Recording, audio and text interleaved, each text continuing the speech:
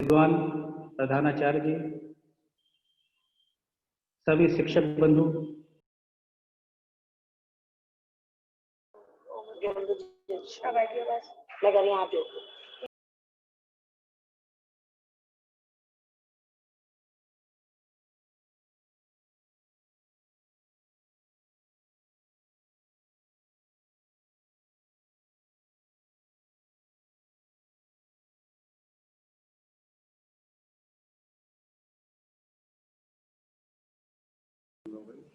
Rajkumar sir please अपना phone microphone on कर लीजिए।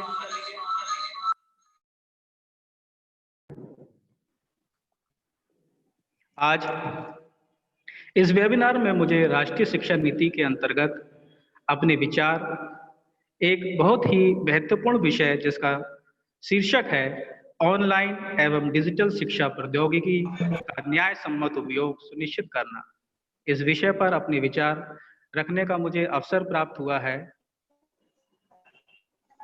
हालांकि इसका पहले भी मैं अपने विचार रख चुका हूं, किंतु इसका पुनः रिपीटिशन के कारण आज मुझे ये अवसर दोबारा प्राप्त किया गया है और अच्छा भी हुआ, शायद क्योंकि ये टॉपिक जो है वो डिजिटल शिक्षा प्रौद्योगिकी का उपयोग एवं एकीकरण शीर्षक के बाद आना चाहिए था। कल राजेश गंगवार जी ने प्रौद्योगिकी का उपयोग एवं एकीकरण विषय पर बहुत ही अच्छी तरीके से हमें समझाया था।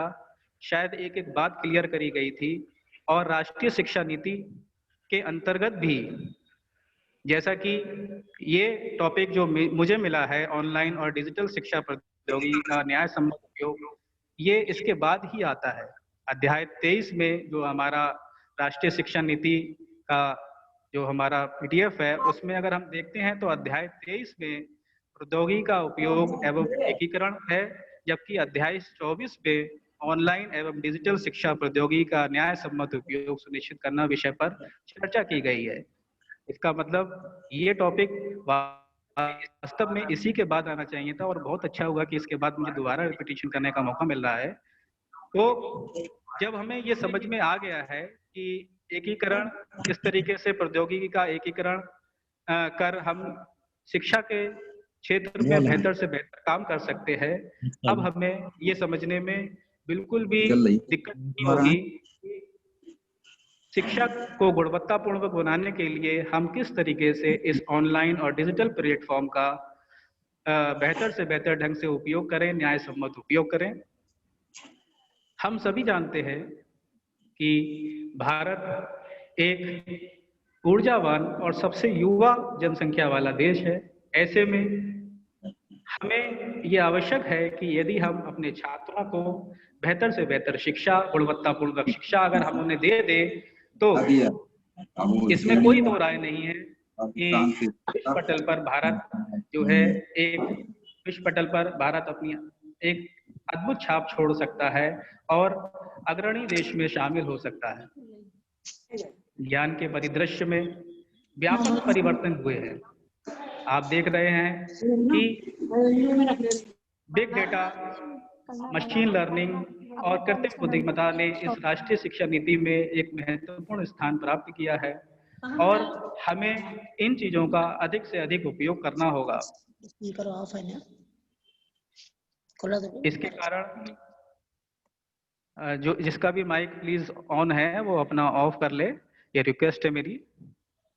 तो हम ये देख रहे हैं कि किस तरीके से जो राष्ट्रीय शिक्षा नीति 2020 है उसमें किस तरीके से ऑनलाइन शिक्षा या डिजिटल प्लेटफॉर्म या हम कह सकते हैं कि अनुसंधान नवाचार का ज़्यादा से ज़्यादा उपयोग किया जाएगा। ऐसे में ये आवश्यक है कि हम अपने आप को उस बेहतर ढंग से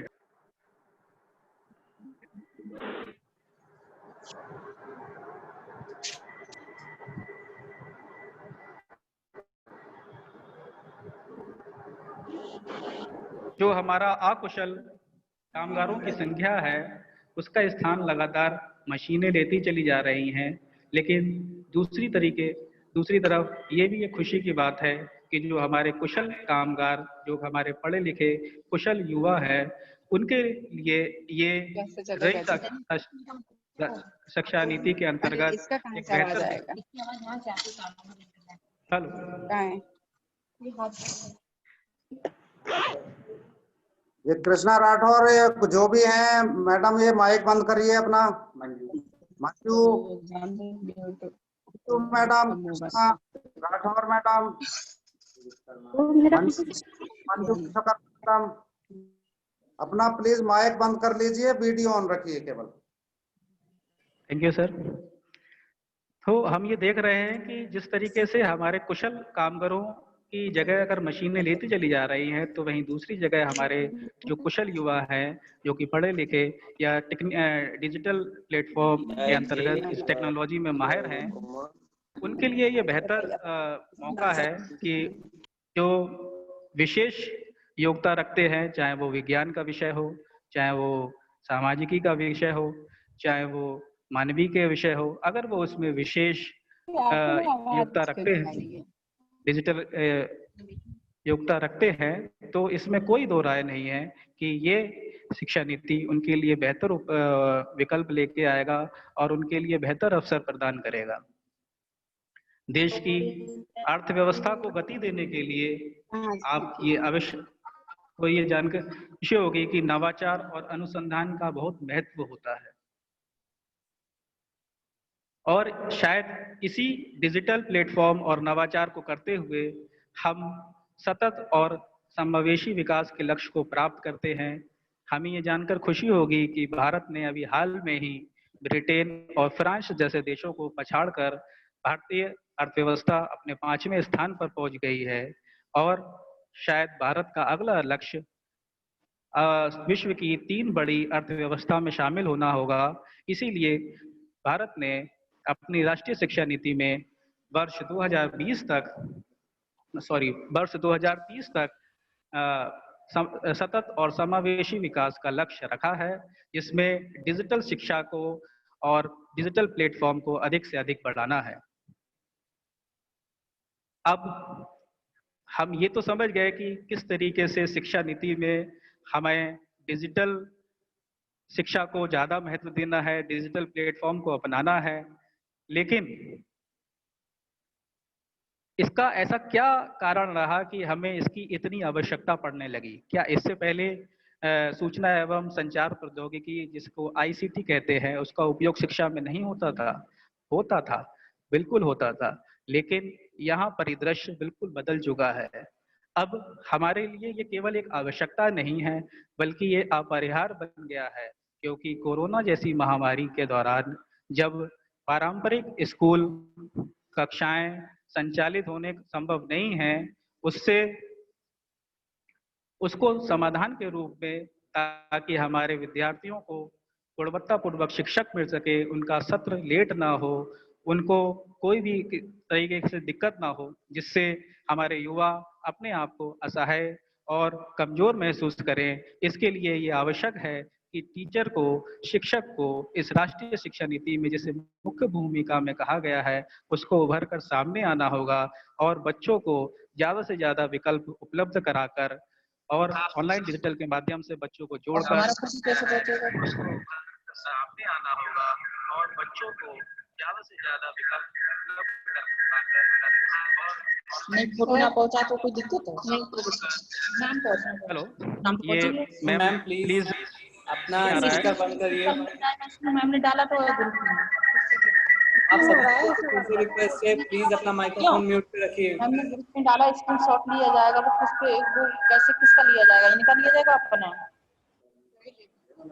फिर ग्रुप पे डाल दो, हमें तो आता ही नहीं लेना। कुसुम शर्मा मैम, अब आप प्लीज अपना माइक्रोफोन म्यूट करिए। हेलो, ये तो कि हम यहाँ प्रेजेंट है। कुसुम शर्मा मैम, प्लीज रिक्वेस्ट है आपसे, अपना माइक ऑफ कर लीजिए, बहुत डिस्टरबेंस हो रहा है। मैं आपको ब्लॉक कर रहा हूँ अदरवाइज।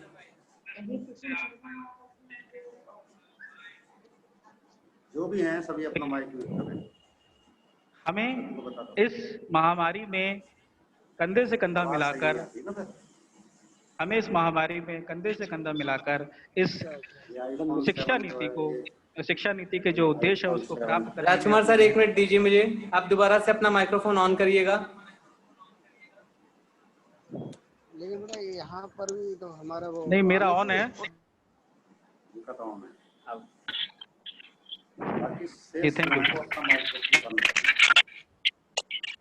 ठीक है, स्टार्ट करता राजकुमार हूँ। जी एक बार राजकुमार दोबारा इनको बता दीजिए कि कोई भी अपना माइक ऑन ना रखे, वो आवाज गूंजती है फिर। जी, हमारे सर का ये निर्देश है कि कोई भी अपना माइक जब तक मैं ना कहूँ ऑन नहीं करेंगे। अगर किसी को कोई भी समस्या या क्वेश्चन हो गई है उसको लास्ट में ही अवसर भी दिया जाएगा।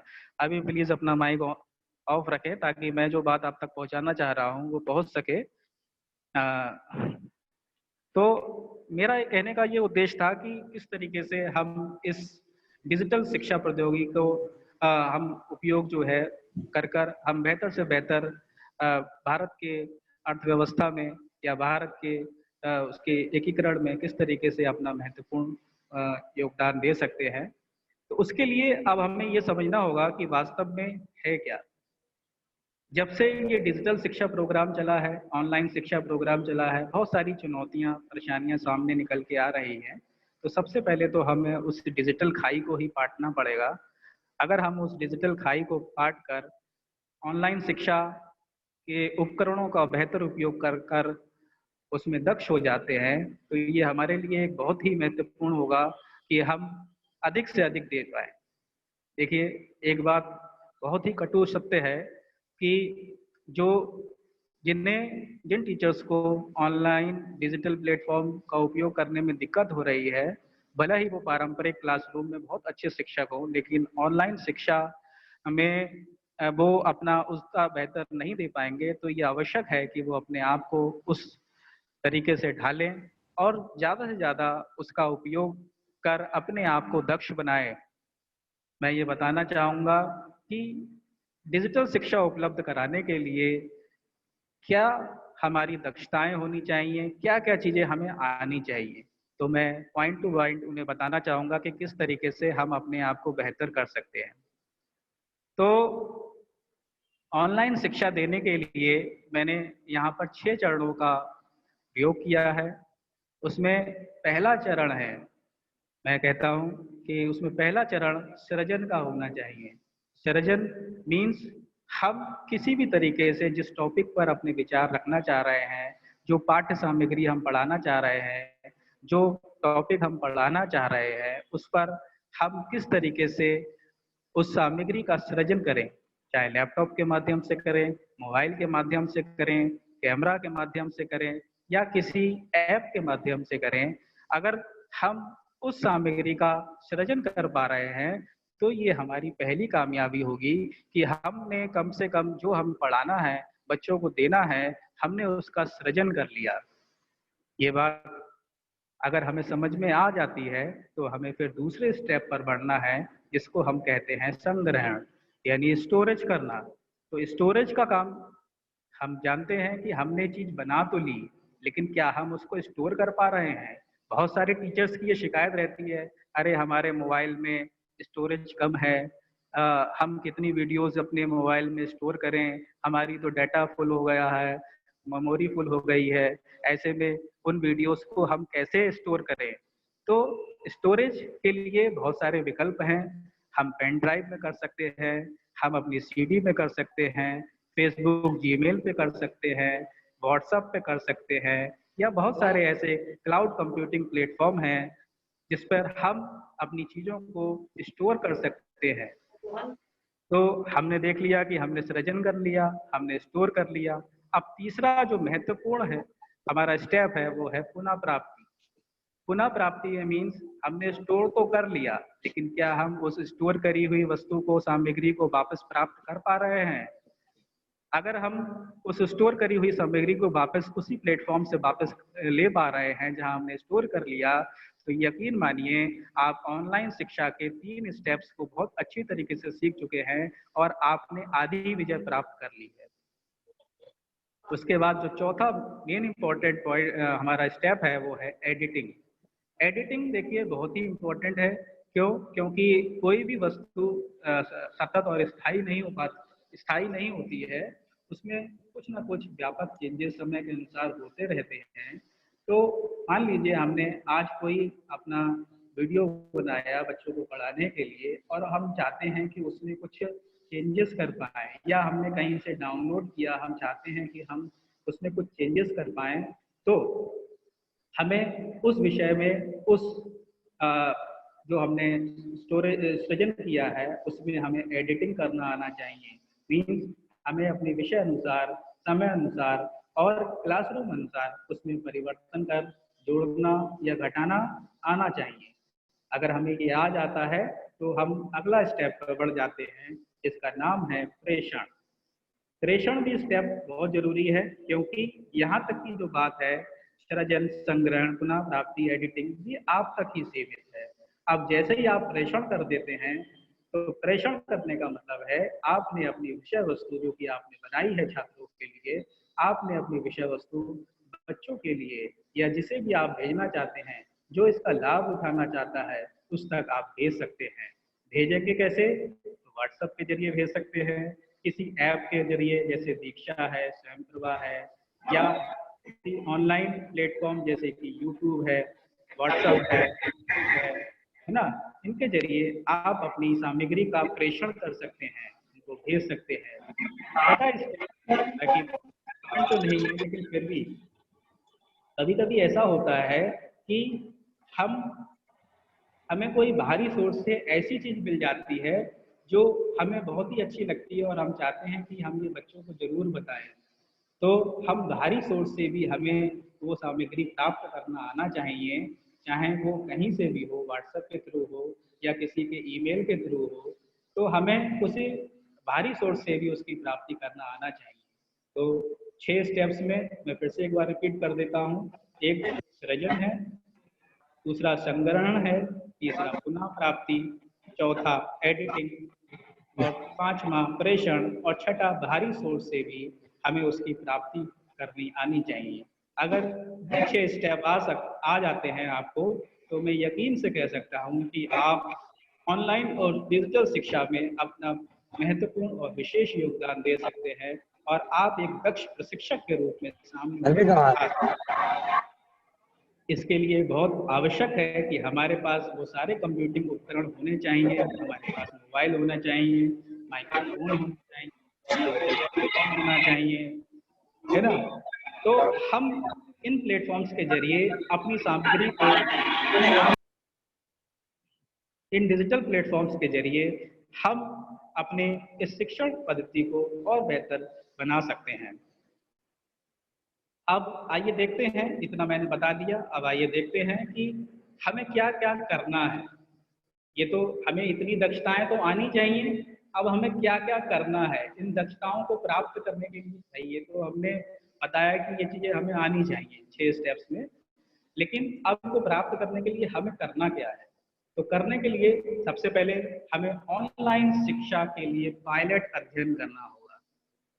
जिन लोगों के लिए, वैसे तो सभी के लिए ये नया है ऑनलाइन शिक्षा, क्योंकि हम पहली बार स्कूलों में मोबाइल्स के थ्रू पढ़ा रहे हैं, तो हमें इस विषय पर संबंधित पायलट अध्ययन की आवश्यकता है। पायलट अध्ययन है कि इसमें क्या क्या सुधार किए जा सकते हैं, इसमें क्या क्या कमियां हैं। अध्ययन सामग्री हम यूट्यूब, फेसबुक या जो भी हमें ऑनलाइन प्लेटफॉर्म दिखता है, हम वहाँ से इकट्ठी कर सकते हैं, पढ़ सकते हैं, उसको एकत्र कर सकते हैं, या अपना भी कोई रुचिकर ई कंटेंट बना सकते हैं। इसके माध्यम से हम, क्योंकि जब हम पढ़ेंगे तो हमारे अंदर नए नए विचार आएंगे और हम अपने भी कोई रुचिकर या इंटरेस्ट से रिलेटेड जो वीडियोस है उसके लिए हितकर हम ऐसे वीडियोस कंटेंट बना सकते हैं। दूसरा, हमें डिजिटल इंफ्रास्ट्रक्चर की बहुत आवश्यकता है।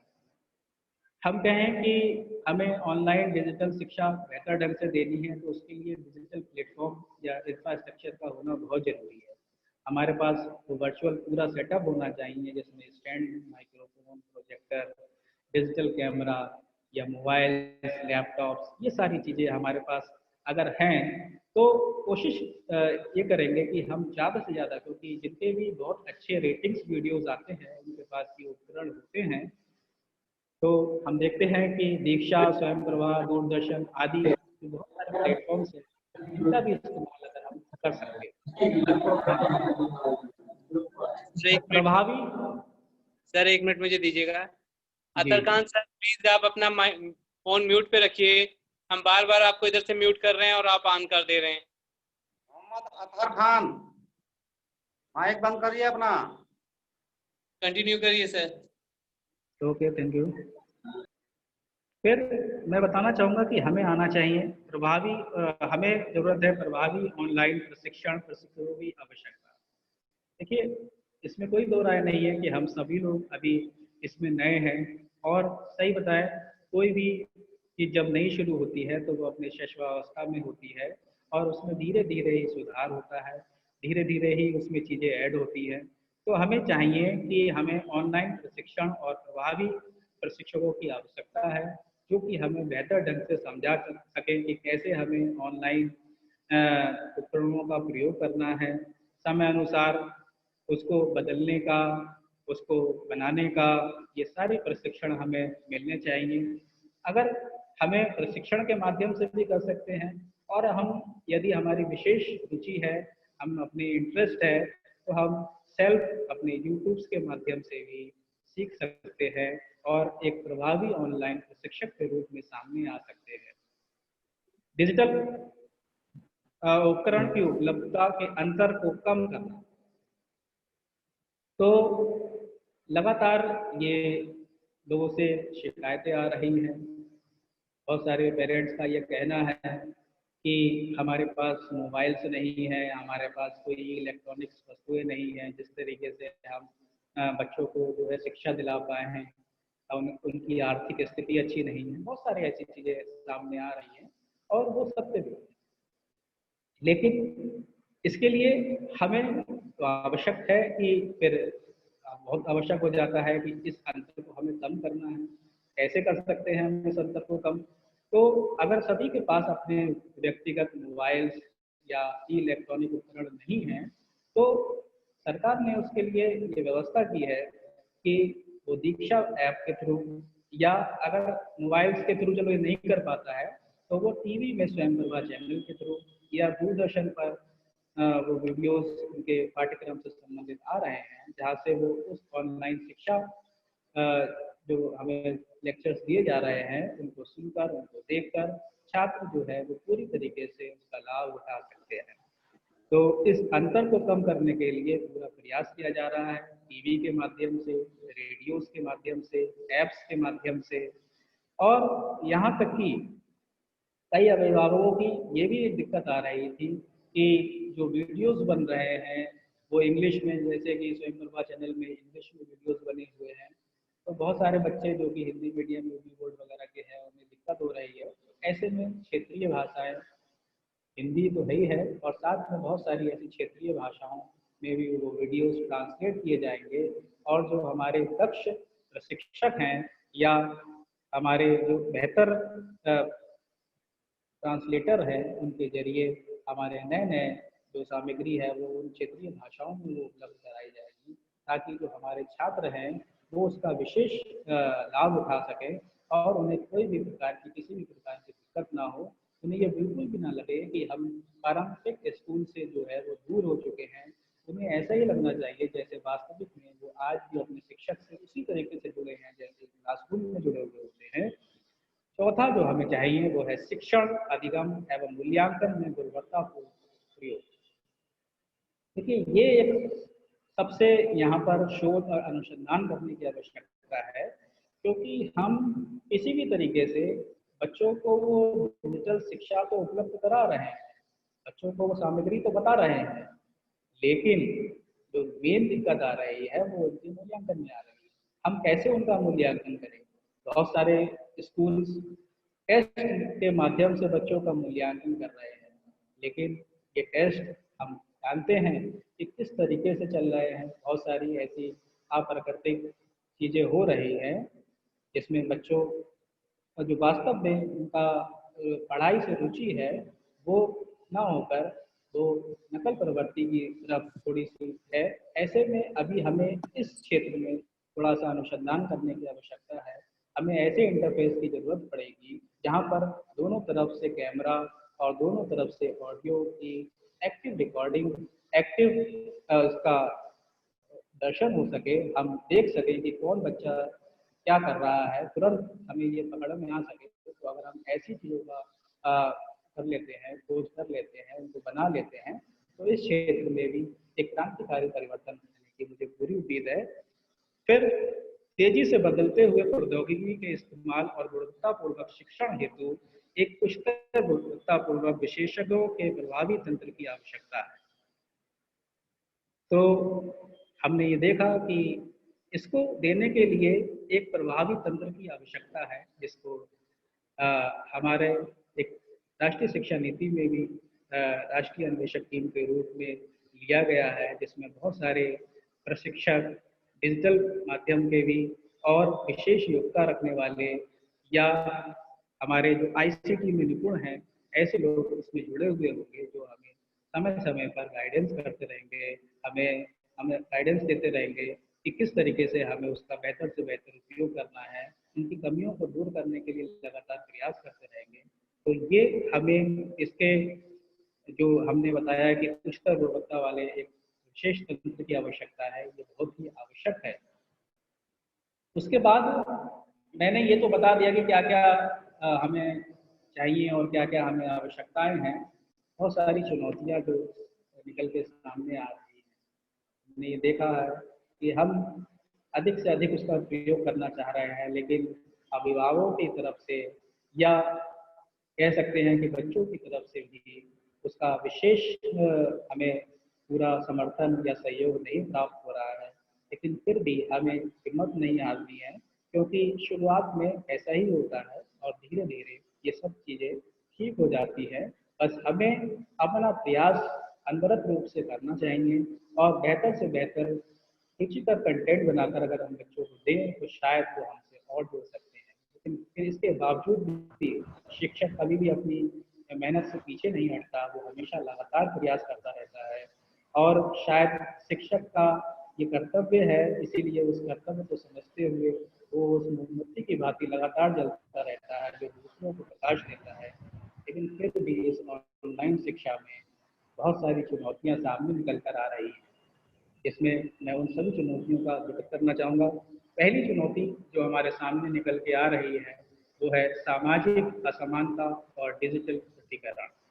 ये देखिए बहुत बड़ी चुनौती निकल के आ रही है कि सामाजिक असमानता।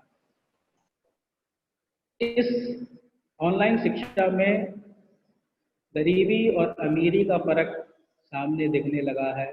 बहुत सारे लोग ये शिकायतें कर रहे हैं कि हमारे पास उपलब्ध नहीं है ये उपकरण, और इसीलिए डिजिटली पृथकीकरण हो गया है। जिनके पास वो उपकरण हैं वो बच्चे अच्छा सा अच्छा प्रयास करने की कोशिश कर रहे हैं, और जिनके पास बेचारे बच्चों के पास हो सकता है वो पारंपरिक रूप से बहुत अच्छे हों, पढ़ाई में बहुत अच्छे हों, लेकिन उन उपकरणों की अनुपलब्धता में वो शायद इतना बढ़िया परफॉर्म नहीं कर पा रहे हैं। तो ये डिजिटली पृथकीकरण और सामाजिक असमानता का जो मुख्य चुनौती है वो सामने निकल कर आई है। दूसरी जो सबसे बड़ी चुनौती है वो है इंटरनेट की पहुंच, ऑनलाइन उपकरणों की उपलब्धता। तो हमने ये देखा है कि बहुत सारे बच्चों के पास मोबाइल होता है, लेकिन उनके गांव में ये फैसिलिटी नहीं है कि बहुत अच्छा इंटरनेट नेटवर्क नहीं आता है। शहर में ही बहुत कई ऐसे क्षेत्र हैं जहाँ पर इंटरनेट की स्पीड बहुत अच्छी नहीं आती है, बहुत दिक्कत करता है मोबाइल। ऐसे में हम गांव में जो इंटरनेट स्पीड है उसकी तो कल्पना ही कर सकते हैं। और ऑनलाइन उपकरण की उपलब्धता भी बड़ा चुनौती है कि बहुत सारे बच्चों के पास नहीं है, महंगे महंगे सेट्स हैं, तो किस तरीके से लें। और चलिए एक ले भी लें तो अगर एक पेरेंट के 2 या 3 बच्चे हैं तो किस तरीके से सबको अलग अलग उपकरण जो है वो उपलब्ध कराएं, ये भी एक बहुत बड़ी चुनौती सामने आई है। फिर है इंटरनेट की धीमी स्पीड, महंगा रिचार्ज है ना। बहुत सारे देशों में डिजिटल प्लेटफॉर्म को बढ़ावा देने के लिए मोबाइल रिचार्ज जो है वो इंटरनेट रिचार्ज जो है वो फ्री कर दिया गया है, लेकिन यहाँ पर एक महंगा रिचार्ज है क्योंकि हमारे गरीब और हमारे जो आर्थिक रूप से पिछड़े हुए क्षेत्र हैं वहाँ पर उन बच्चों को बहुत दिक्कत आती है। तो इस पर भी ध्यान देने की आवश्यकता है कि कम से कम इस जो इंटरनेट है उसकी उपलब्धता जो है वो कम से कम दामों में या हो सके तो कुछ समय के लिए फ्री ही उपलब्ध करा दिया जाए ताकि बच्चे इसका बेहतर से बेहतर उपयोग कर सकें। वंचित वर्गों की समस्याएं, वंचित वर्ग की समस्या बहुत है कि अगर किसी के पास उपकरण नहीं है तो उनकी समस्याएं आप देखिए कैसे सामने आ रही हैं। वो कह रहे हैं सर हमारा कोर्स छूटा जा रहा है। आप यकीन नहीं मानेंगे, बहुत सारे राज्यों में, विशेषकर मैं आपको बताना चाहूँगी केरल में अभी हाल में ही कक्षा 10 की एक लड़की ने आत्मदाह कर लिया, केवल इसलिए कि उसके पास मोबाइल नहीं था, वो ऑनलाइन शिक्षा नहीं कर पा रही थी। बहुत बेचारी अपने आप को ये महसूस कर रही थी कि मैं शायद पिछड़ गई हूँ, जबकि वो पढ़ने में बहुत ही अच्छी थी। तो ऐसी समस्याएं बहुत सामने आ रही हैं। भावात्मक और व्यवहारिक गतिविधि आधारित समस्या, देखिए भावात्मक और गतिविधि आधारित समस्या तो है ही। जो पारंपरिक हमारा क्लासरूम होता है, हम उस बच्चे से डायरेक्ट कांटेक्ट में रहते हैं। बच्चा हमसे कोई भी क्वेश्चन करता है, हम उसका आंसर देते हैं। अगर उसको कोई दिक्कत है तो हम उसको प्यार से हाथ फेर कर, उसको सहानुभूति देकर, उसके प्रति अपना जो भी सर्वोच्च कर सकते हैं वो करने की कोशिश करते हैं। लेकिन ऑनलाइन प्लेटफॉर्म पर हमारी एक सीमित मर्यादा में ही रहकर काम करना होता है और ये हमारी एक लिमिटेशन है कि हम उस बच्चे की पर्सनल प्रॉब्लम को नहीं जान सकते इस प्लेटफॉर्म के थ्रू। तो हम उससे व्यवहारिक या भावात्मक लगाव जो बच्चे के प्रति होता है एक शिक्षक का, वो इस ऑनलाइन शिक्षा में कहीं ना कहीं अदृश्य सा है। और गतिविधि आधारित मीन्स हम कोई भी टॉपिक अगर हम समझा रहे हैं तो हम अगर बच्चे को घुमा देते हैं या आसपास में कोई चीज़ दिखा देते हैं, अगर फ्लावर बता रहे हैं तो हम उस फ्लावर को क्लासरूम में दिखाकर उसके पार्ट्स को बता देते हैं। बच्चे अगर उसको टच कर लेते हैं, देखिए देखना एक अलग बात होती है, लेकिन अगर उसको टच कर करके उसके पार्ट्स को सीख लेते हैं तो ये उनके दिमाग पर स्थायी रूप से बैठ जाता है। ऐसे में जो भावात्मक और व्यावहारिक गतिविधि या गतिविधि आधारित शिक्षा है उसमें कहीं ना कहीं अभी काफ़ी प्रयास करना है हमें। ऑनलाइन परीक्षा संपादन मूल्यांकन की समस्या, तो ये हमने अभी बता दिया है कि ऑनलाइन में सबसे बड़ी अभी प्रॉब्लम यही आ रही है कि पढ़ाने की इतनी दिक्कत नहीं है, पढ़ा तो हम दे रहे हैं, बस ऑनलाइन परीक्षा संपादन की दिक्कत आ रही है। हम कैसे उस बच्चे को देख पाए कि ये बच्चा जो है वास्तविक रूप से सही है, अच्छा है, या जिसने सर्वाधिक अंक प्राप्त करे हैं वास्तव में वो योग्य है। क्योंकि ऑनलाइन शिक्षा में हम ये बिल्कुल भी पता नहीं लगा सकते कि जिस बच्चे ने सबसे अच्छा किया है वो वास्तविक रूप से उतना ज्ञान भी रखता है। राष्ट्रीय शिक्षा नीति में ये बात कही गई है कि केवल हमारा ज्ञान ही आवश्यक नहीं है, बल्कि वो ज्ञान हमारे व्यवहार में, हमारे कर्म में, हमारे भाव में, हमारे मूल्यों में भी दिखना चाहिए। उदाहरण के तौर पर मैं आपको बताना चाहूँगा कि यदि हम राष्ट्र प्रेम से संबंधित कोई कविता पढ़ लेते हैं तो वो हमारे मूल्यों में, हमारे व्यवहार में कि हम देश के प्रति कैसा अपना समर्पण आदर रख रहे हैं, हमारे मूल्य क्या है, क्या हम किसी भी तरीके से ऐसा कोई समझौता कर रहे हैं जो देश के लिए अहितकर हो, जो देश की एकता और समता को चुनौती दे, ऐसा कोई काम कर रहे हैं तो शायद हमारा ज्ञान अभी अधूरा है। क्योंकि राष्ट्रीय शिक्षा नीति में ये बात कही गई है कि जो हमारा ज्ञान है वो केवल वैचारिक ज्ञान ना हो, बल्कि वो हमारे भावों में, हमारे कर्मों में, हमारे मूल्यों में, हमारे हर तरीके से वो हमारे दर्शे कि हम वास्तविक रूप से उसके अधिकारी हैं और हमने जो ज्ञान प्राप्त किया है तो वास्तव में कोई रटा रटाया ज्ञान नहीं है, बल्कि मूल्यों पर आधारित, गतिविधि आधारित ज्ञान है जिसका उपयोग हम हर परिस्थिति में, हर चुनौती में कर सकते हैं। तो अगली हमारी जो दिक्कत है पर चुनौती है वो अभी यही है कि बहुत सारे लोगों को इस प्रशिक्षण में बता तो दिया जाता है कि किस तरीके से क्या करना है, लेकिन फिर भी एक प्रशिक्षक की एक प्रभावी तंत्र की आवश्यकता पड़ती है। उस पर काम किया जा रहा है, लगातार स्वयं प्रभा या हमारा दूरदर्शन के माध्यम से लगातार ये वीडियोस दिखाकर बताने की कोशिश करी जा रही है कि आप किस तरीके से बेहतर ऑनलाइन डिजिटल माध्यम से बच्चों को पढ़ा सकते हैं। तो ये हमारी ऑनलाइन डिजिटल शिक्षा से संबंधित कुछ सीमाएं रही। देखिए, बहुत सारी दिक्कतें होती हैं, परेशानी होती हैं, लेकिन ऐसा नहीं है कि वो परेशानी स्थायी हो, उसका कोई ना कोई हल अवश्य होता है। और भारत जो इतना प्रतिभाशाली देश है, प्रतिभा संपन्न देश है, कभी भी यहाँ प्रतिभा की कमी नहीं हुई। हम ऐसा बिल्कुल भी नहीं सोच सकते कि इसका कोई समाधान नहीं होगा। समाधान आ भी रहे हैं। देखिए, अभी कितना कम समय हुआ है और बहुत सारी चीज़ों पर हमने विजय भी प्राप्त कर ली है। जैसे जो हमारी डिजिटल खाई थी, जो हमारा डिजिटल अंतर था कि बच्चे कह रहे थे कि हमारे पास मोबाइल्स नहीं है, लैपटॉप्स नहीं है, तो इनका अंतर कम करने के लिए सरकार ने कितना बढ़िया प्रयास किया है। उसमें उन्होंने ये बताया है कि हम ऐसे माध्यमों से उस चीज़ को उपलब्ध कराएं ताकि वो अधिक से अधिक लोग देख पाएं, जुड़ पाएं। इसके लिए उन्होंने टीवी,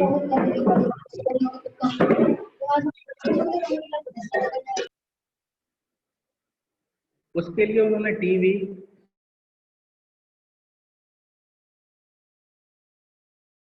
रेडियो, या हम कह सकते स्वयं प्रभा या हमारा दूरदर्शन के माध्यम से बच्चों को सामग्री पहुंचाने की कोशिश करी गई है ताकि अधिक से अधिक बच्चे उसका लाभ उठा पाए। क्योंकि देखिए, एक दिक्कत इसमें हमने अभी जो मैंने नहीं बताई है, वो एक दिक्कत परेशानी ये भी आ रही है सामने निकल के, वो है बिजली की समस्या। कभी कभी ऐसा होता है कि पता चला हम रात भर गांव में बिजली नहीं आई या पूरे दिन बिजली नहीं आई तो हमारा मोबाइल ही चार्ज नहीं हो पाया। अब मोबाइल जब चार्ज नहीं है तो कैसे पढ़ा जाए, क्योंकि ऑनलाइन शिक्षा के लिए तो मोबाइल पर ही हमें काम करना है। अब हमारा मोबाइल चार्ज नहीं है, बैटरी लो है बिल्कुल। तो ऐसे में हमारे पास ये ऐप्स के माध्यम से उस हमारे पाठ्य सामग्री है उसको स्टोर कर दिया गया है कि अगर किसी कारणवश बच्चे उस समय उपस्थित नहीं हो पा रहे हैं या उस सामग्री को नहीं देख पा रहे हैं तो उसे बाद में भी देख ले। तो चैनल्स के थ्रू उनका रिपीटेशन भी चल रहा है और यूट्यूब पे भी वो वीडियोज उपलब्ध है और विभिन्न जो हमारे ऐप्स हैं उस पर भी वो चीज़ें हमारी उपलब्ध हैं। फिर हमने बताया कि हमें एक उच्चतर गुणवत्ता वाले विशेष तंत्र की आवश्यकता है। तो उसके लिए क्या प्रयास किया गया? उसके लिए ये प्रयास किया गया कि आईसीटी के अंतर्गत ही एक नए समर्पित पोस्ट की कल्पना करी गई है जिससे राष्ट्रीय अन्वेषक कोष के रूप में लिया गया है, जो कि समय समय पर हमें लगातार गाइड करता रहेगा कि किस तरीके से हमें इसमें चेंजेस करने हैं, क्या क्या सुधार करने हैं, क्या अच्छे से अच्छी चीज़ वीडियोस या सामग्री हमें उपलब्ध कराएगा। तो ये उसका काम है और अगर वो अपनी काम को इस तरीके से पूरी तरीके से कर लेता है तो हमें शायद बहुत आसानी होगी बच्चों को जुड़ने के लिए, बच्चों को बेहतर ढंग से गुणवत्तापूर्ण शिक्षा देने के लिए। स्वयं की अगर हम बात करें स्वयं प्रभा, तो स्वयं जो है वो वास्तव में मैंने उस दिन भी बताया था कि एक फुल फॉर्म के रूप में, फुल फॉर्म जिसको हम कह सकते हैं कि study webs of active learning for young aspiring mind. तो यहाँ पर स्टडी वेब्स है, तो स्वयं को क्या है कि एक स्टडी वेब है, मीन्स एक शिक्षा का ऑनलाइन माध्यम है जिसमें हम active learning for young aspiring mind, जो हमारे युवा लोग हैं जो कि कुछ करना चाह रहे हैं जीवन में, कुछ है ना, तो उनके लिए एक एक्टिव प्लेटफॉर्म है कुछ सीखने के लिए, कुछ जानने के लिए, कुछ समझने के लिए। तो सरकार ने ये स्वयं प्रभा चैनल के माध्यम से, जो कि वास्तव में 32 चैनलों का एक समूह है, उसका एक सेटअप तैयार करा गया है। इसको DTH या फ्री डिश टीवी, जियो टीवी या स्वयं .gov.in पर भी प्रेषित किया गया है। लगातार उस पर हमारी सारी सामग्री उपलब्ध है। अगर हम चाहें तो वहाँ से उन सामग्रियों को प्राप्त करके उसका फायदा उठा सकते हैं। फिर अभी मैंने ये बताया कि जो मुख्य एक चुनौती आ रही थी जिसमें हमारा भावात्मक लगाव एवं गतिविधि आधारित शिक्षा की समस्या आ रही है, तो हम प्रैक्टिकल नहीं कर पा रहे हैं। हम प्रैक्टिकली बच्चों को समझा नहीं पा रहे हैं। उसके लिए क्या करा गया है, उसके लिए वर्चुअल क्लासेस की अवधारणा विकसित करी गई है। जिस तरीके से स्वयं प्रभा चैनल पर, दीक्षा चैनल पर किसी भी पाठ्य सामग्री को या विषय वस्तु को समझाया गया है, उसी तरीके से उस विषय वस्तु से संबंधित एक प्रैक्टिकल या उसको संबंधित कोई एक्टिविटी जो है वो उसके चैनल के माध्यम से दिखाई जा रही है।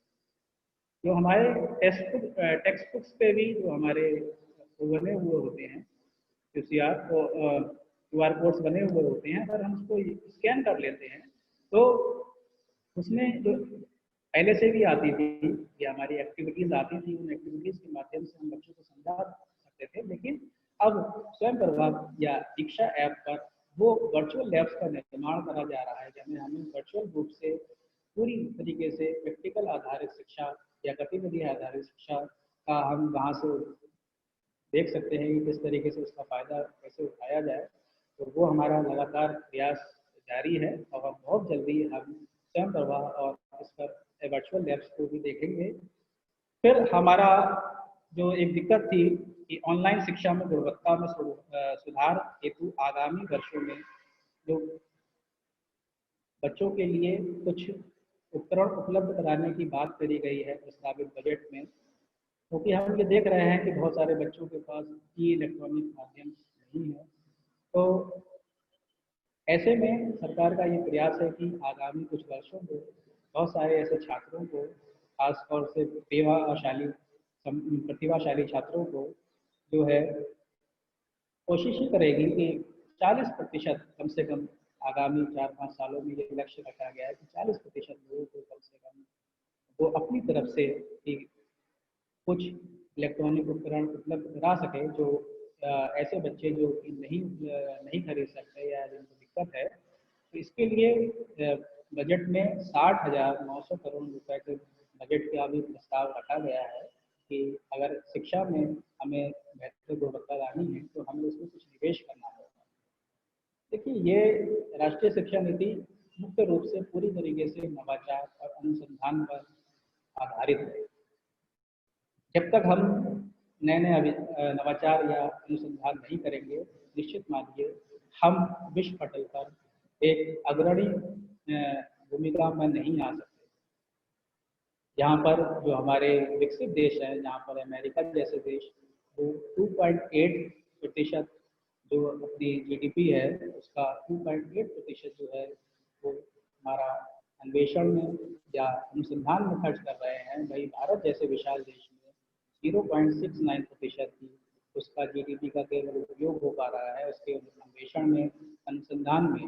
तो अभी हमें इस प्लेटफॉर्म पर उस बजट को बढ़ाने की आवश्यकता है और शायद इसका प्रयास किया गया है। 60,900 करोड़ रुपए का बजट जो है वो प्रस्तावित किया गया है। फिर उसके बाद ऑनलाइन एवं मूल्यांकन हेतु जो है वो विशेष रूप से प्रयास किया जा रहा है और नए नए ऐप्स या नए नए माध्यम, ऐसे डिजिटल माध्यम जिसमें दोनों तरफ से कैमरा या ऑडियो रिकॉर्डिंग की एक्टिव सुविधा हो, ऐसे इंटरफेसेस का लगातार निर्माण करने का कोशिश करी जा रही है और लगातार इस क्षेत्र में अनुसंधान हो रहे हैं। और न केवल वो खुद कर रहे हैं बल्कि उन्होंने अपने विद्वान शिक्षक साथियों से भी यह अनुरोध किया है और ये उनसे अपेक्षा की है, उनसे ये अपेक्षा की है कि वो भी अपनी तरफ से बेहतर सुझाव दें ताकि हम इस ऑनलाइन शिक्षा को कैसे और न्याय सम्मत बना सके। हमारी पूरी कोशिश है कि इस जो हमारी ऑनलाइन डिजिटल शिक्षा में जो चुनौतियां हैं, अब उसका पूरी तरीके से धीरे धीरे निराकरण कर उस पर विजय प्राप्त करेंगे। इसमें सबसे महत्वपूर्ण योगदान हम सभी शिक्षकों से ये अपेक्षित किया गया है कि हम अधिक से अधिक नवाचार, अनुसंधान, अपने कौशल का प्रयोग कर कुछ ऐसी चीजें विकसित करें जो कि हमारे ऑनलाइन शिक्षा को और बढ़ावा दें। ये प्रयास लगातार जारी है और शिक्षकों से विशेष रूप से ये अपील करी गई है कि वो बच्चों से कम ऑनलाइन डिजिटली माध्यम से जरूर जुड़े रहें। ऐसा ना हो कि पारंपरिक स्कूल में बच्चे नहीं आ रहे हैं तो उनसे कोई जुड़ाव ही ना हो, वो कम से कम उन बच्चों से जुड़े जरूर रहें, किसी न किसी माध्यम से उनसे संपर्क करते रहें, ताकि बच्चों को भी ये लगे कि टीचर्स जो है वो हमारा पूरा कोऑपरेट कर रहे हैं। और कहीं ना कहीं देखिए, जब तक हम उनसे जुड़े रहेंगे तो कहीं ना कहीं बच्चों में भी कुछ उत्साह होगा और वो हमसे जुड़ने का प्रयास करेंगे और कुछ सीखने का प्रयास करेंगे। ऐसे हम इस डिजिटल शिक्षा, ऑनलाइन शिक्षा को न्याय सम्मत बना सकते हैं और उसका बेहतर उपयोग कर सकते हैं। मुझे पूरी ये उम्मीद है कि भारत, जो कि इतना प्रतिभाशाली देश है, जरूर इस ऑनलाइन शिक्षा पद्धति को वैकल्पिक रूप में जिसने अपनाया है हालांकि, लेकिन फिर भी वो अपना इतना बेहतर कर सकता है कि हमारे बच्चे जो इस समय कोरोना के कारण नहीं पढ़ पा रहे हैं, या हो सकता है भविष्य में भी ऐसी कोई दिक्कत आ जाए जहाँ पर फिर से ये स्कूल कॉलेजेस को पारंपरिक रूप से बंद करना पड़े, तो हम पूरी तरीके से वो तैयार रहें कि हम अपने बच्चों का, अपने छात्रों का कोई नुकसान नहीं होने देंगे। और भारत के योगदान में हम शिक्षक हमेशा अपनी महत्वपूर्ण भूमिका निभाएंगे। इसी के साथ मैं अपने विचारों को समाप्त करता हूँ। मैं अपने विचार और अग्रिम जो भी आदेश हो, मैं प्रभाकर जी से कहूँगा कि हेलो प्रभाकर जी। आपसे एक रिक्वेस्ट है, किसी की कोई क्वेरीज हो तो सॉल्व कर दीजिए। अभी सर थोड़ा सा बिजी, वो ज्वाइन करते हैं आपको 2 मिनट। जी, जैसा कि निर्देश प्राप्त हुआ है जिला विद्यालय निरीक्षक जी का कि अगर इस टॉपिक से संबंधित जो कि मैंने अपनी तरफ से पूरी तरीके से आपको जितना भी मुझे ज्ञान था, मैंने अपने ज्ञान पर आधारित आपको समझाने की पूरी कोशिश करी है, लेकिन फिर भी आप सभी विद्वान साथी हैं, कुछ ना कुछ जिज्ञासाएं, विचार आपके दिमाग में भी हो सकते हैं। अगर हम इसको और बेहतर बना सकते हैं या इससे रिलेटेड कोई आपकी क्वेरी हो तो वो प्लीज़ यहाँ पर जरूर शेयर करें, ताकि अगर मैं उसका समाधान कर पाया तो जरूर करूँगा। और यदि कोई हमारा आपके ऐसे कोई सुझाव हो जिससे हम इस ऑनलाइन शिक्षा को और न्याय सम्मत बना सकते हैं, तो वो भी प्लीज़ यहाँ पर जरूर शेयर करें। मैं अभी सभी सम्मानित प्रधानाचार्य जी से, शिक्षकों से मैं ये अनुरोध करूँगा कि अगर कोई विचार रखना चाहे तो प्लीज़।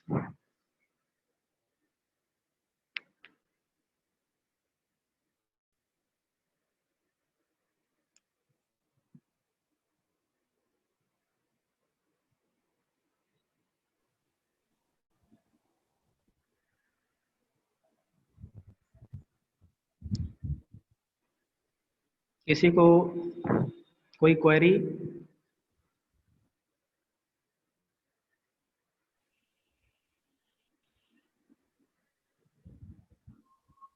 इस विषय से संबंधित अगर कोई भी क्वेरी हो तो प्लीज उसे पूछ लें, क्योंकि सत्र समाप्त होने वाला है।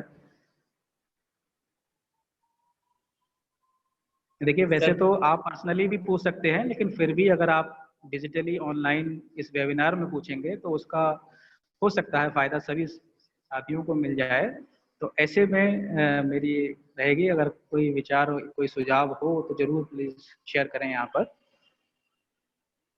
समस्या है कि जो ग्रामीण क्षेत्र के अंदर बच्चों के पास इंटरनेट की सुविधा नहीं है, उनको सिग्नल नहीं मिलते हैं जी, सबसे बड़ी समस्या ये है साहब। हाँ, देखिए, मैंने इस चुनौती में ये बात अगर आपने सुनी हो तो मैंने इसको बताया था कि सीमाओं में कि इंटरनेट की जो दिक्कत है वो बहुत आ रही है और लगातार प्रयास किए जा रहे हैं कि इसको डिजिटल खाई को कम करा जाए। पूरी तरीके से तो अभी नहीं हो पाया है, लेकिन फिर भी सरकार ने टीवी के और रेडियोस के या दूरदर्शन के माध्यम से जो है वो उसको देने की कोशिश करी है, क्योंकि गाँव में शायद टीवी जो है अभी लगभग काफी घरों में, कुछ घर अगर हम छोड़ दें तो शायद ना हो, हाँ हो सकता है नहीं हो, लेकिन अभी इस अंतर को काफी कम कर दिया गया है। जो कि मोबाइल हमारे पास लगभग 30% से कम था, अब हम उस प्रतिशत को काफी बढ़ा चुके हैं, लगभग दोगुना कर चुके हैं। अभी बहुत सारे बच्चे वंचित वर्ग हैं ऐसे, लेकिन फिर भी हमने उस डिजिटल अंतर को काफी कम कर लिया है और लगातार प्रयास जारी है। और इसको बहुत जल्द इसमें कुछ ना कुछ सुधार होगा। शिक्षा नीति से नो डाउट। राजकुमार सर, मैं आपको थोड़ा सा इंटरप्ट कर रहा हूँ। अगर सर आप लोग प्री रिकॉर्डेड वीडियो शेयर करें तो उसमें नेट की कनेक्टिविटी की प्रॉब्लम समाप्त हो जाती है। टॉपिक से अगर आप प्री रिकॉर्डेड वीडियो शेयर करेंगे तो ये समस्या सॉल्व हो जाएगी नेटवर्क वाली। जी जी जी जी जी। हाँ।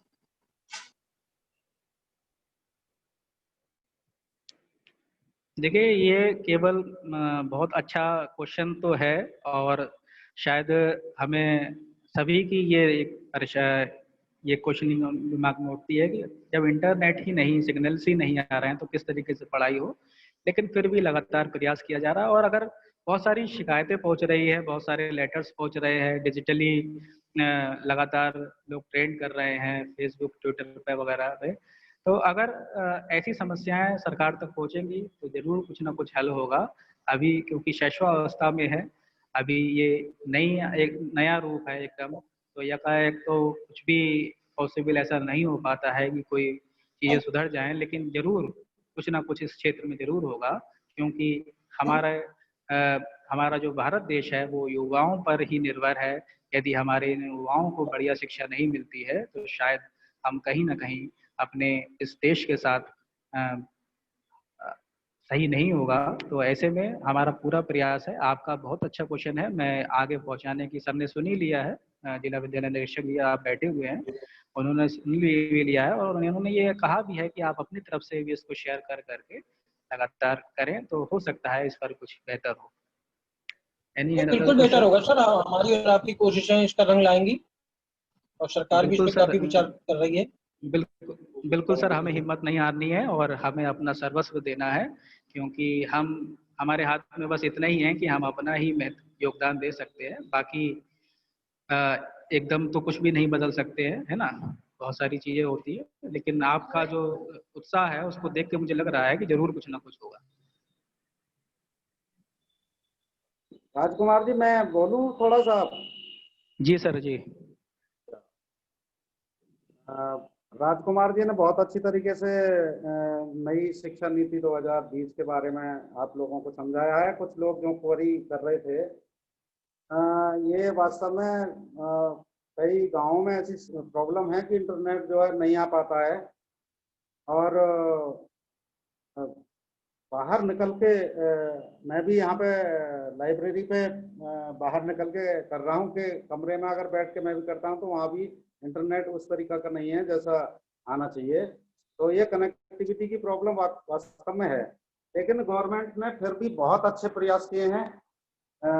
9th और 11th के लिए स्वयंप्रभा चैनल और नंबर 22 और डीडी यूपी पे 10वीं और 12वीं के लिए जो पाठ्यक्रम चालू किया है उन्होंने, तो वो बहुत सराहनीय प्रयास रहा है। वो इसीलिए चालू किया गया है कि जहां नेटवर्क नहीं है वो टीवी पे देख सकें, और जिनके पास टीवी नहीं है तो उनसे ये अपेक्षा की गई है कि उन्हीं के साथ के जो बच्चे हैं जिनके यहाँ भी टीवी होगा तो वहां पे उनके पास जाके वो देख सकते हैं टीवी पे या रेडियो पे। तो किसी भी प्रकार से वो नजदीक में, जहां भी नजदीक में उनके पास टीवी या रेडियो है तो वहां पे वो सुन सकते हैं। ऐसा सरकार ने प्रयास किया है। प्रॉब्लम तो है ही, लेकिन फिर भी उनको हल करने का पूरा प्रयास किया गया है। तो ये जो हमारी ऑनलाइन शिक्षण की राष्ट्रीय शिक्षा नीति और ऑनलाइन शिक्षण के विषय में जो राजकुमार जी ने आपको बताया, आपका बहुत ज्ञानवर्धन हुआ होगा, और इसी को आगे बढ़ाते हुए ये नई राष्ट्रीय शिक्षा नीति में ये अपेक्षा की गई है कि जब जो प्रचार प्रसार हमारे माध्यम से, आपके माध्यम से हो सकता है, उससे अच्छा कोई और विकल्प नहीं है। तो आप लोग भी अभी अपने विद्यालयों में और अपने टीचरों को भी, और टीचरों के माध्यम से बच्चों को भी इसको प्रचारित प्रसारित करवाइए जरूर। इसका ओरिएंटेशन प्रोग्राम्स मतलब आप भी करवाइए अपने स्कूल के माध्यम से। जो भी आपके यहाँ एक्सपर्ट होंगे कोई भी, वो जूम ऐप के माध्यम से, गूगल ऐप के माध्यम से, किसी भी माध्यम से आप इन ओरिएंटेशन प्रोग्राम को करवाइए और ज़्यादा से ज़्यादा प्रचार प्रसार करवाइए। इसके लिए जो है ये ट्रेनिंग दी जा रही है। एडेड कॉलेज भी जहाँ पे 1000 से ज़्यादा बच्चे हैं या लगभग 1000 हैं, वो भी जो है अपने यहाँ पे नई शिक्षा नीति में ये कहा गया है कि उनको भी उसमें शामिल किया जाएगा और जितने भी एडेड कॉलेज हैं उनको भी सारे, जिस प्रकार से अभी तक ये था कि उनको लाभ नहीं मिल पाते थे, तो उनको भी पूरे लाभ दिए जाएं। तो ये एग्जामिनेशन से लेके और जो हमारा पॉलिसी थी वो सब चेंज करने की बात नई शिक्षा नीति में आ रही है कि कक्षा 9 में और कक्षा 11 में 2 घंटे का विस्तृत उत्तरीय और 1 घंटे का ऑब्जेक्टिव टाइप का पेपर हो, ओरिएंटेशन इवेल्युएशन जो है का भी ओरिएंटेशन कराया जाए कि मूल्यांकन में भी बहुत सी खामियां हैं अभी। और जो भी हमारे 5 किलोमीटर की परिधि में विद्यालय आते हैं उनके लिए क्लस्टर वाली बात अभी पहले जो पूर्व में वक्ता आए थे उन्होंने आपको बहुत अच्छी तरह समझाई थी कि क्लस्टर बनाए जाएंगे। 5 किलोमीटर की परिधि में हमारे जितने भी विद्यालय आएंगे उनमें नोडल अधिकारी के माध्यम से बहुत अच्छी तरीके से सुपरविजन की कार्रवाई की जाएगी। एक व्यवस्था ये की गई है नई शिक्षा नीति में कि गिफ्टेड बच्चों को छांटा जाए। हो सकता है कि ग्रामीण परिवेश में उनके लिए वो सुविधाएं ना हो, तो जैसे हमारे यहाँ चिरौंजी लाल वीरेंद्र पाल इंटर कॉलेज पीलीभीत में बहुत अच्छी एक अटल टिंकरिंग लैब बनी हुई है, तो उन बच्चों को यहाँ पे लाके उनको निःशुल्क शिक्षा का मौका प्रदान किया जा सके। तो ये भी बात की गई है कि प्रत्येक विद्यालय में जो गिफ्टेड बच्चे हैं उनको चयन कर लिया जाए, पहले से ही उनकी पहचान कर ली जाए और कक्षा 6 से 8 तक के बच्चों को इंटर्नशिप प्रोग्राम में शामिल किया जाए। सभी को हेल्थ कार्ड बच्चों को उपलब्ध करा दिए जाएं और वोकेशनल एजुकेशन में भी ये पहचान की जाए कि किस जिले में, जैसे ओडीओपी सिस्टम लागू किया गया, 1 डिस्ट्रिक्ट 1 प्रोडक्ट, तो उसको भी लागू किया जाए और उसी तरीके की वोकेशनल एजुकेशन उस जिले में लागू की जाए, पहचान की जाए कि वहाँ पे कौन सा ओडीओपी वो है। और ऑनलाइन और ऑफलाइन दोनों प्रकार की शिक्षा की बात कही गई है। ऑनलाइन एजुकेशन की बात नई शिक्षा नीति में उस समय कही गई है जब संडे या छुट्टी में बच्चा कुछ जिज्ञासा है उसकी बच्चे की, तो वो टीचर से अपना शेयर कर सकता है। इसलिए वो हमेशा जो है वो ग्रुप बनाए रखेंगे तो कनेक्ट रहेंगे और बच्चे को अगर संडे में या छुट्टी में भी कोई प्रॉब्लम होगी तो वो पूछ सकते हैं अपने गुरुजी से। और वैसे पढ़ाई ऑफलाइन जो है वो नियमित रूप से चलेगी ही।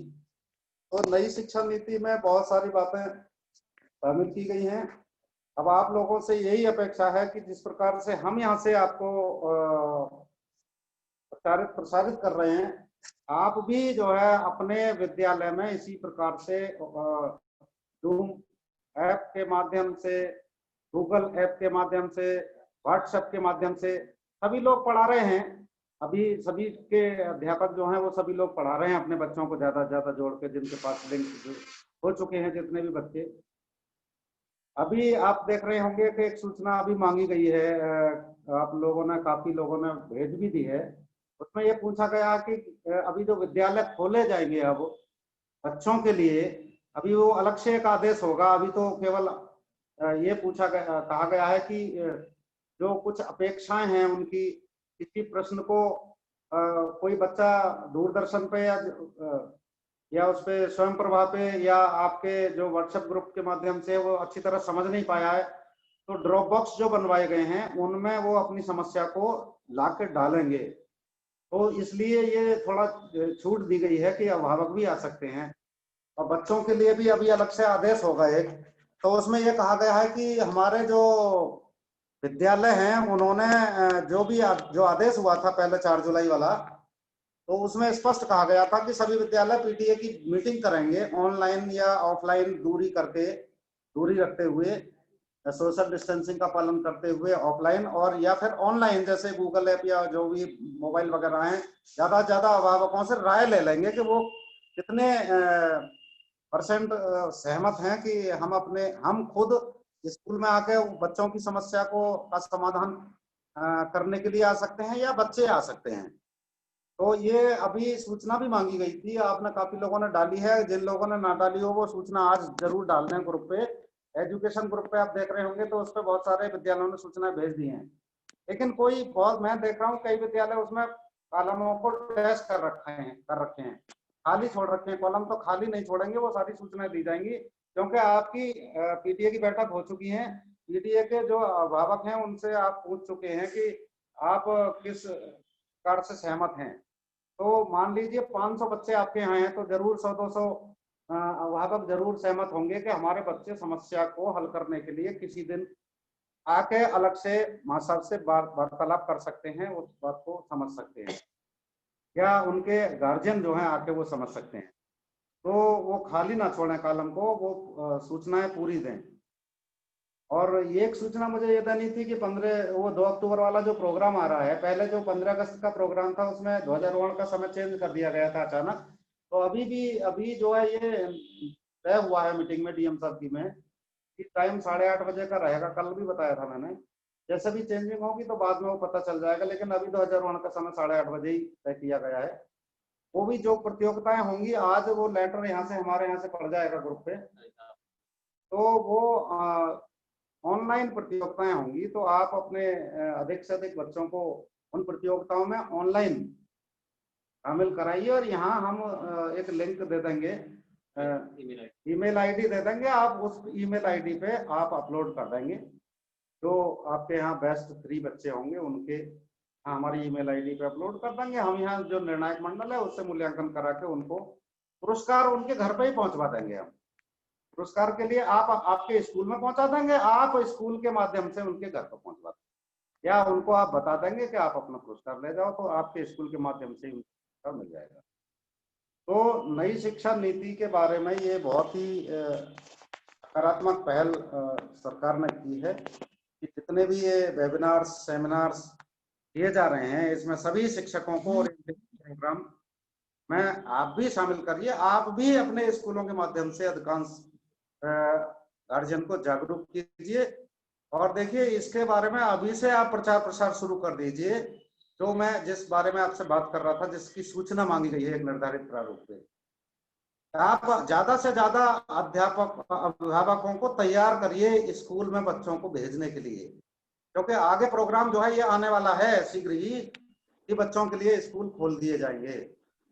तो आप अधिक से अधिक अपने शिक्षकों के माध्यम से और व्यक्तिगत रूप से आप भी एक माहौल अच्छी तरह तैयार कर लीजिए कि अभिभावक अपनी राय देने के लिए इच्छुक हो जाएं और ज्यादा से ज्यादा बच्चे जुड़ जाएं, ताकि क्योंकि देखिए आगे अर्धवार्षिक परीक्षाएं होंगी अभी, तो वो परीक्षाएं तभी हो सकती हैं। अभी इस तरीके की जैसे प्रॉब्लम है, बता रहे इंटरनेट की प्रॉब्लम है, ये है, तो इस तरह के उसमें जैसे परीक्षाएं अभी संभव नहीं है, तो ये तभी संभव है जब बच्चे स्कूल आएंगे। तो आप अधिक से अधिक गार्जियन को इसके लिए सहमत करिए, उनसे लिखित रूप में ले लीजिए, आप अपने रिकॉर्ड में रख लीजिए। मेरी तरफ से तो यही निर्देश है, और ये जो है सभी के लिए निर्देश किए हैं, जिलाधिकारी महोदय के माध्यम से भी प्रयास किए जा रहे हैं, वो भी प्रयास करेंगे। तो सभी लोग अधिक से अधिक संख्या में अभिभावकों से लिखित रूप में अपने पास रिकॉर्ड में रख लीजिए कि इतने लोग सहमत हैं कि हमारे बच्चे अगर कोई प्रॉब्लम आती है किसी प्रश्न को पूछने में, समझने में, तो उनके पूछने के लिए वो विद्यालय आ सकते हैं। तो कोई भी समस्या का हल करने के लिए बच्चे स्कूल आ सकते हैं। इसलिए ज्यादा से ज्यादा अभिभावकों से लिखित रूप में अपने पास रिकॉर्ड में रख लीजिए, ताकि कल को ऐसी कोई बात ना आए कि हमारे बच्चों को जबरदस्ती बुला लिया। तो ऐसा नहीं है, उनकी सहमति भी हो जाएगी। तो आप लोग पहले से ही ऐसा माहौल बना दीजिए कि आप टीचरों के माध्यम से, देखिए टीचर सभी बच्चों से जुड़े हुए हैं ऑनलाइन टीचिंग से, तो वो सभी उनके अभिभावकों के माध्यम से व्हाट्सएप ग्रुप पे अपने व्हाट्सएप पे ही मंगा लीजिए और उसको प्रिंट आउट निकाल कर अपनी फाइल में रख लीजिए। ये बहुत जल्दी काम हो जाएगा। आप अपने अध्यापकों से ये कहिए कि आप जिन बच्चों से जुड़े हैं ऑनलाइन टीचिंग में, आप उनके अभिभावक से सहमति पत्र हस्ताक्षर करा के व्हाट्सएप पे ही मंगा लें और उसका प्रिंट निकाल के अपनी फाइल में रख लें। तो वो सूचना आप जिन्होंने नहीं भेजी है वो आप आज ही भेज दें और अधिक से अधिक अभिभावकों को इसके लिए राजी करें।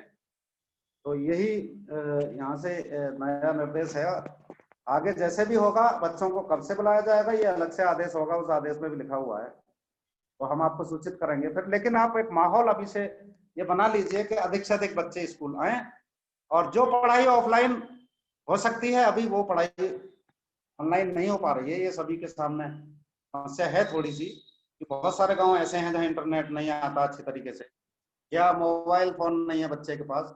इसीलिए दूरदर्शन और स्वयंप्रभा को चालू किया गया कि वो भी लाभान्वित हो सके। इसीलिए ड्रॉप बॉक्स रखवाए गए कि उनको पत्राचार का की तरह सिलेबस उनके घर पर पहुंचाया जा सके। लेकिन फिर भी काफी कठिनाइयां हैं। इसलिए इस कठिनाई को दूर करने के लिए ही सरकार ने ये कोशिश की है कि आप सभी अपने अभिभावकों को ऑनलाइन या ऑफलाइन पीटीए की बैठक के माध्यम से ज्यादा उनकी राय ले लें लिखित रूप में, और बच्चों को जैसे ही आने की अनुमति होती है तो तुरंत उनको आप अपनी तरफ से अलाउ कर दें और वही फिर माहौल शुरू हो सके जो पहले पढ़ाई का था। तो सभी की यही अपेक्षा है। आप लोग जो हैं नई शिक्षा नीति के प्रचार प्रसार के लिए अपने स्कूल के माध्यम से भी वेबिनार सेमिनार करवा के किसी एक्सपर्ट जो अध्यापक हैं आपके यहाँ उनके माध्यम से भी आप अधिक से अधिक अभिभावकों को जोड़ के इसको प्रचार प्रसारित करिए। यही मेरे तरफ से निर्देश था। आप लोगों का बहुत बहुत धन्यवाद। आप बहुत बड़ी संख्या में जुड़े हैं। आज भी 87 लोग जो हैं वो ऑनलाइन आज भी जुड़े हैं और उसकी रिकॉर्डिंग भी देखिए हम ये यूट्यूब वगैरह पे और वीडियो वगैरह पे उस पर फेसबुक वगैरह पर डालेंगे और ये विचार जो हैं सभी लोगों को पहुंच सकें सभी लोगों के पास। तो ये कार्यक्रम आप भी अपने विद्यालयों के माध्यम से करिए। अभिभावकों से लिखित में अपने बच्चों को प्रॉब्लम सॉल्व कराने के लिए विद्यालय आने की छूट के लिए लिखित रूप में सहमति ले लीजिए। अधिक से अधिक इसका प्रचार प्रसार करिए और अगर किसी को कोई बात अगर कहनी है कोई सुझाव देने हैं तो आप लोग बताइए किसी को कुछ कहना हो तो।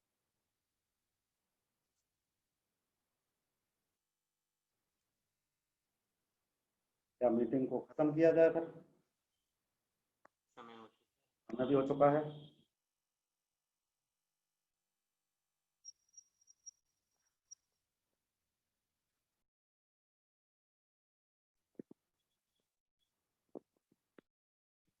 किसी की कोई परीक्षा नहीं है तो फिर हम लोग मीटिंग समाप्त करते हैं। कल फिर 12 से 1 नए टॉपिक पे हम लोग वापस वेबिनार में जुड़ेंगे। आप सभी लोगों का एक बार पुनः धन्यवाद। मेरी तरफ से भी सभी लोगों का बहुत बहुत धन्यवाद आभार व्यक्त करता हूँ। सभी लोगों ने बहुत ध्यानपूर्वक मुझे सुना। धन्यवाद राजकुमार सर।